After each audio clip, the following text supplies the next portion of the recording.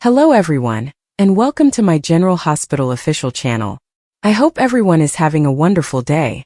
Before we begin, please hit the subscribe button and give this video a thumbs up. The General Hospital spoilers for Friday, May 9th, show that Jason Morgan will hit back, while Drew Kane's threats escalate.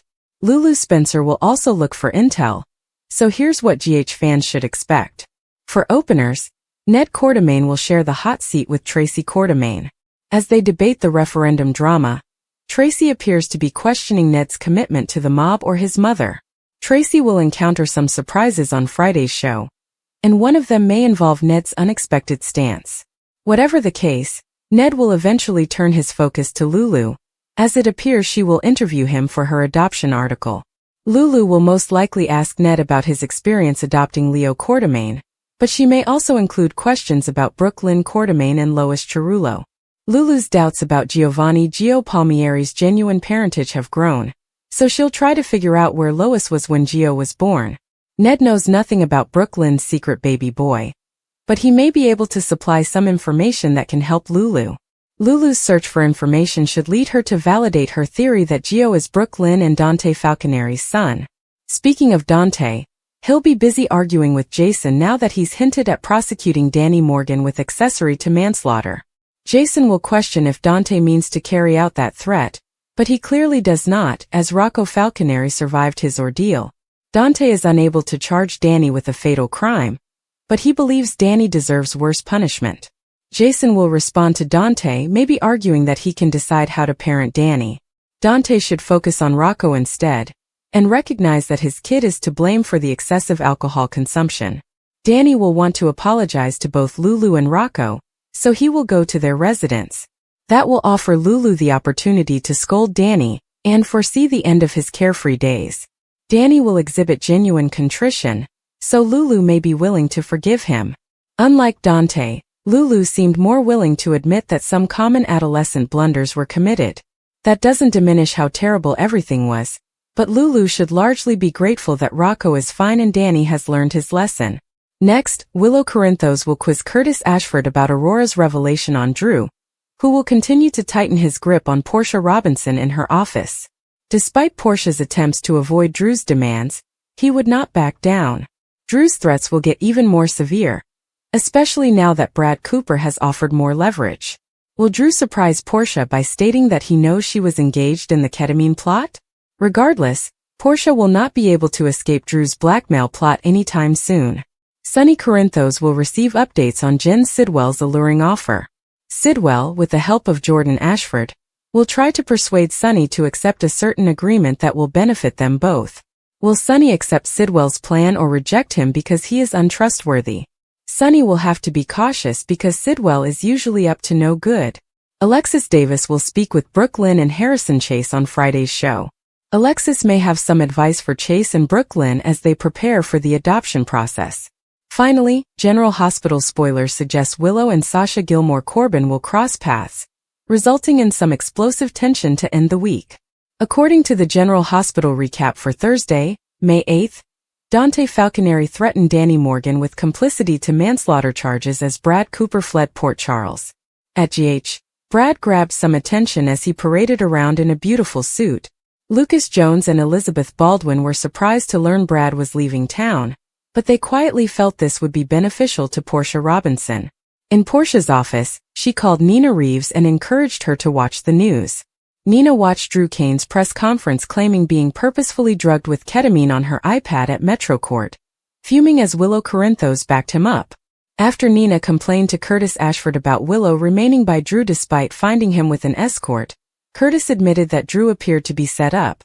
Tracy Quartermaine gathered nearby with Jordan Ashford, Jen Sidwell and Marco Rios, afraid that Drew's current turmoil would jeopardize their struggle against Sonny Corinthos. Sidwell minimized the scandal before Marco urged on becoming serious if they wanted to pursue Sonny, which meant utilizing a popular figure with some appeal. Drew spoke up, insisting that he had the charisma, and that the audience loves to rally behind someone who proved allegations incorrect. Drew took off after ensuring Willow's support, and that the person responsible for his drugging ordeal would be prosecuted. Back in Portia's office, she tried to get information from Willow about Drew's drug case. Willow was convinced that Drew's name would be cleared, but Portia attempted to act as if she was mistaken about him. When Isaiah Gannon spoke with Willow, he adopted a more supportive attitude, praising her for following her instincts. Willow said she needed a court to believe Drew's version of the incident because it could influence custody of her children. Brad then delivered Portia his resignation letter and ultimately met up with Drew to hand him an envelope. Drew informed Brad that he would take down Portia, but on his own pace, with plenty of destruction to go around. Brad also saw Lucas one more time before departing Port Charles. Lucas knew this was for the best, but he wished Brad well as he stepped into the elevator. Drew went to Portia's office next and asked for her assistance in regulating Curtis Aurora coverage. Drew also wanted Curtis to rally behind Ezra Boyle, as part of his strategy to pursue Sonny. Isaiah inspected Sonny at his home after his return flight. Jason Morgan was also present when Dante walked in with charges that Danny almost killed Rocco Falconeri last night. That led to Dante's narrative about Danny dragging Rocco to a party and the subsequent alcohol poisoning.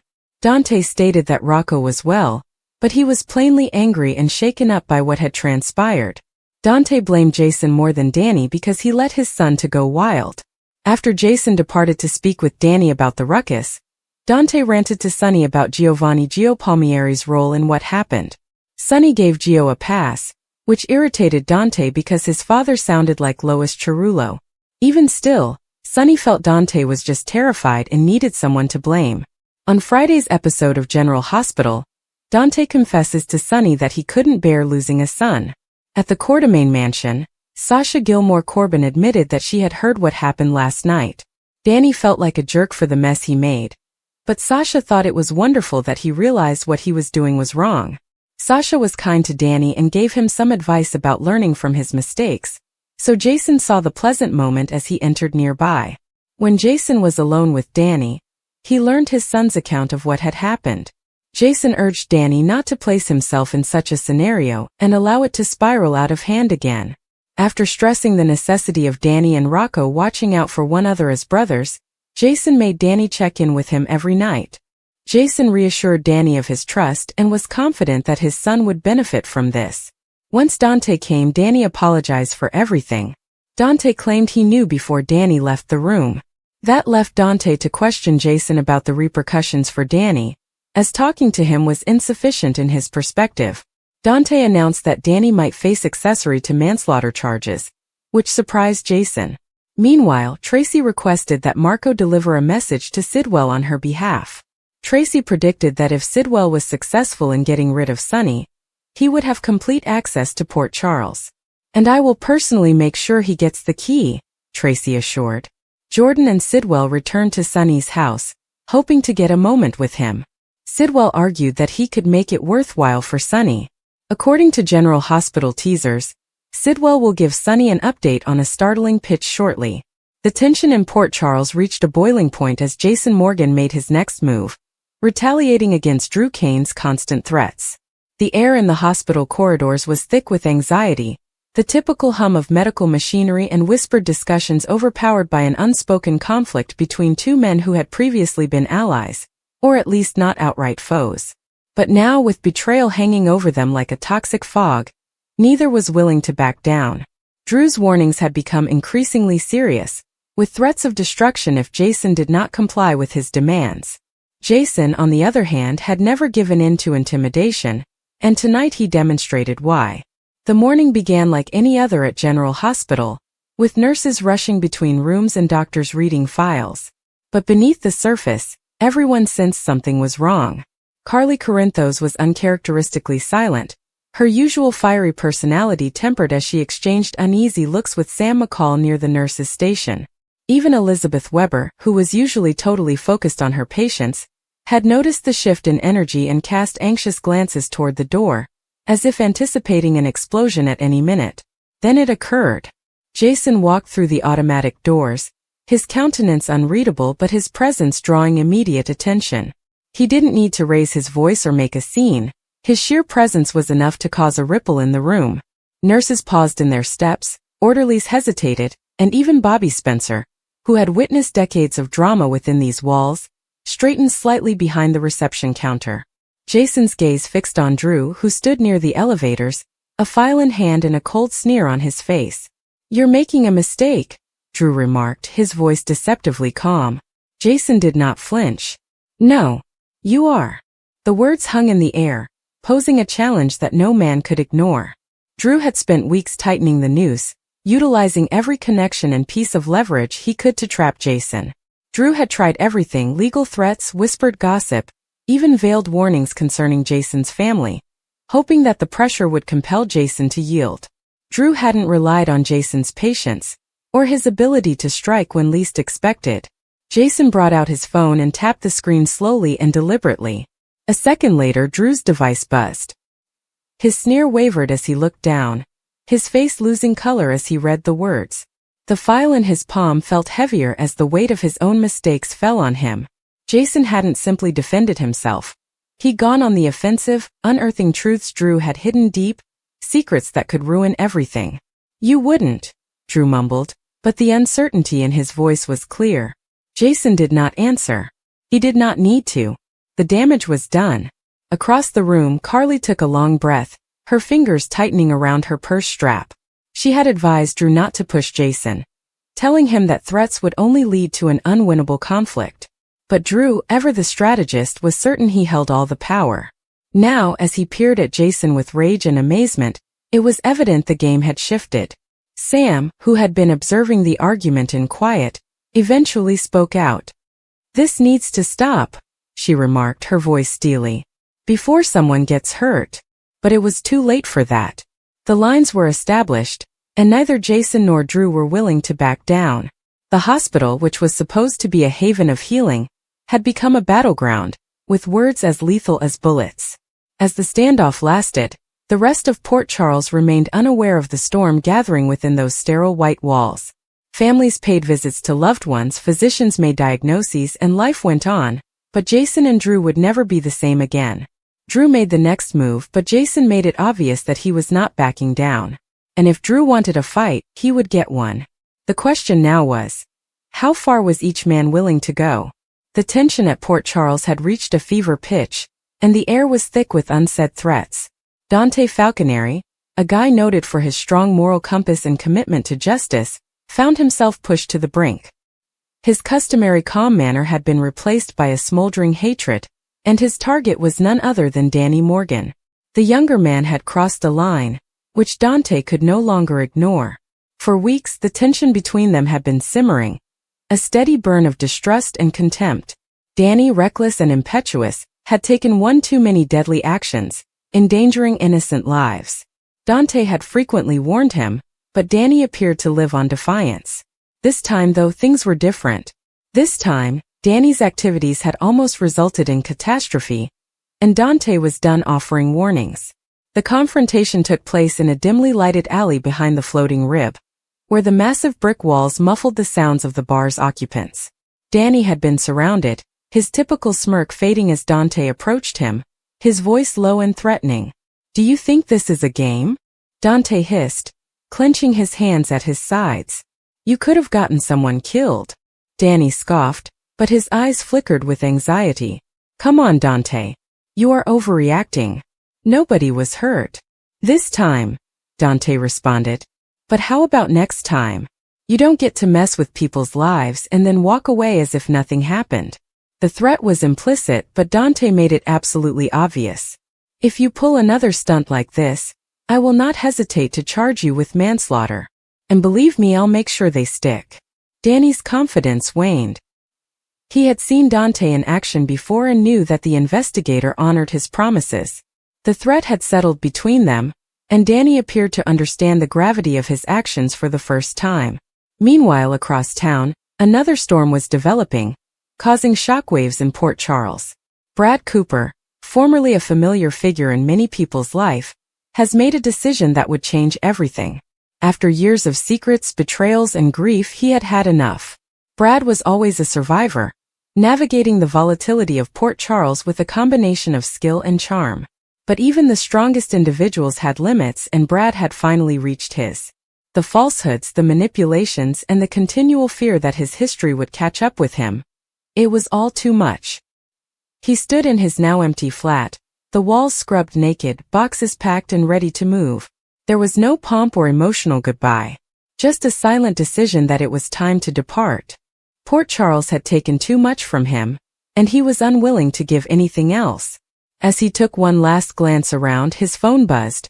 A message from an old acquaintance, possibly a last attempt to entice him back into the drama. But Brad disregarded it. He'd made his decision. The door snapped shut behind him and Brad Cooper was gone.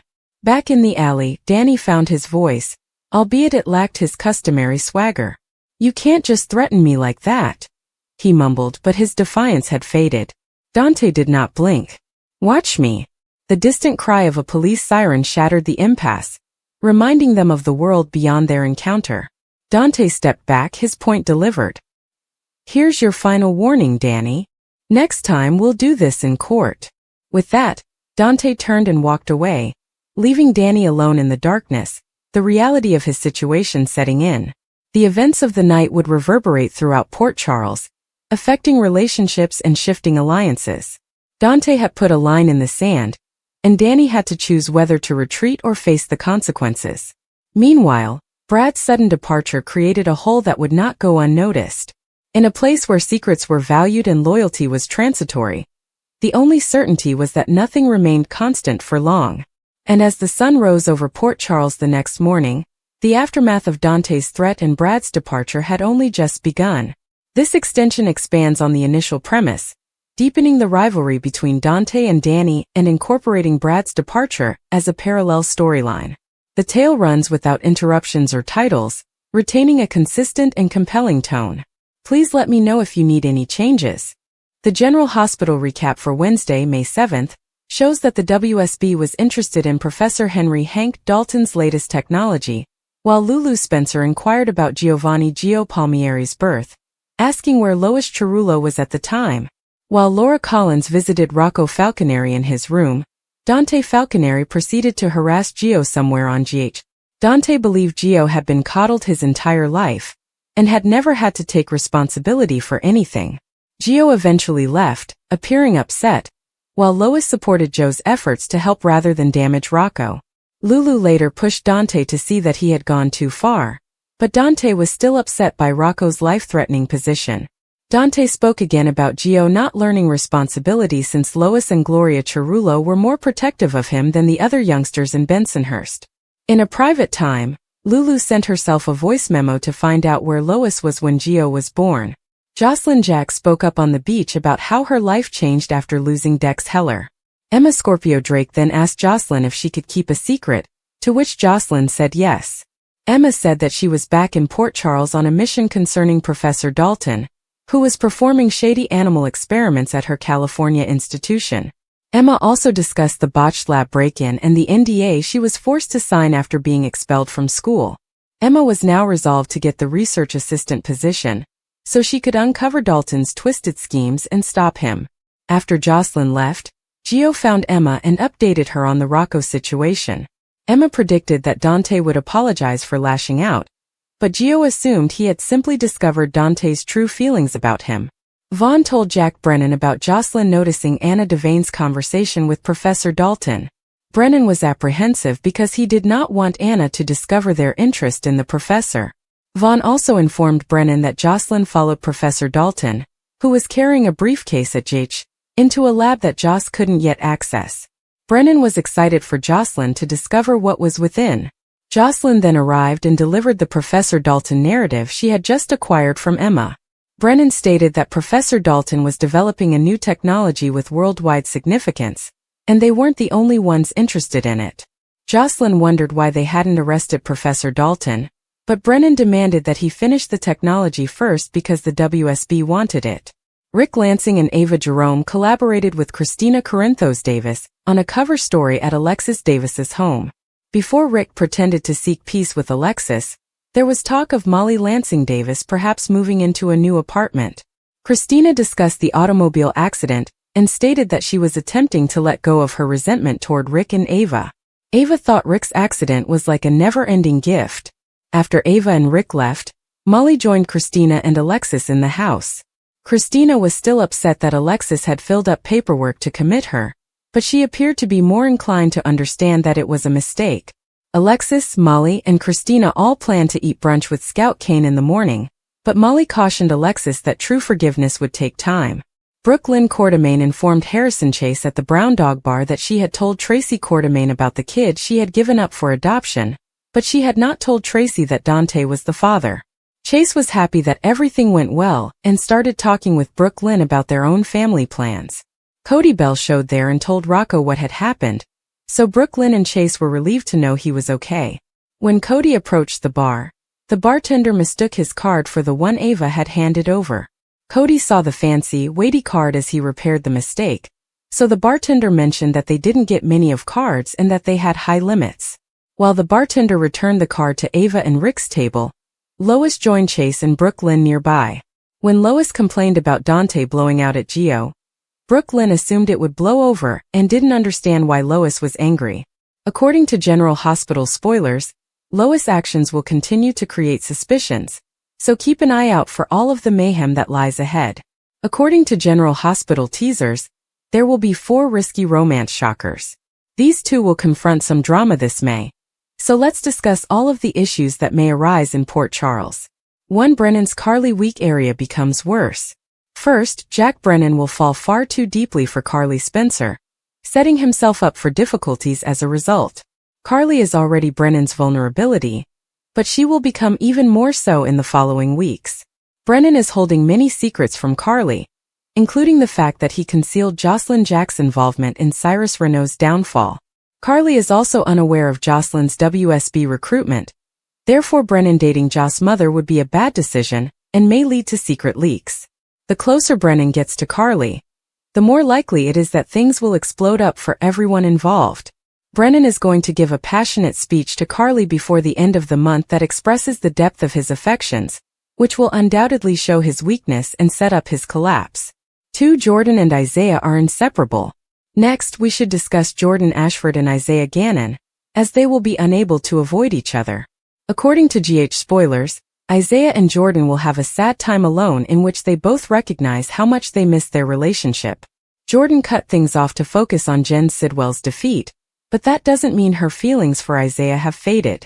Isaiah hasn't forgotten about Jordan, so they could possibly share a kiss when no one is looking. Could this lead to Sidwell snooping on something he shouldn't and becoming suspicious? Jordan is attempting to be cautious, but she may make a mistake that jeopardizes her purpose. 3. Cody and Molly are forced out of the friend zone. Meanwhile, Cody Bell and Molly Lansing Davis may be driven out of the friend zone. Someone may jump to conclusions about Molly and Cody's relationship later this month, which may lead to some honesty between them. Whether this miscommunication occurs on the nurse's ball red carpet or during a nice dinner together, Cody and Molly may reflect on their feelings for each other in the aftermath. Could this be the pivotal point where Molly and Cody put their hearts on the line? Cody and Molly may decide to date legitimately, thus the whole incident could turn out to be a good thing. 4. Rick and Liz's risky bonding experience. Meanwhile, Rick Lansing and Elizabeth Baldwin will have some risky bonding time. Liz and Rick will inevitably dine together, which could cause problems for a variety of reasons. Lucky Spencer's envy could play a role, but the real drama could come when Rick decides he can no longer lie to Liz about their automobile accident. Rick might decide to reveal the truth regarding Christina Corinthos Davis' effort to remove Ava Jerome from the map, which resulted in her accidentally cutting the brakes on Rick's automobile. If Rick confesses and Lucky's role in the cover-up is revealed, Elizabeth's romance with Lucky could explode.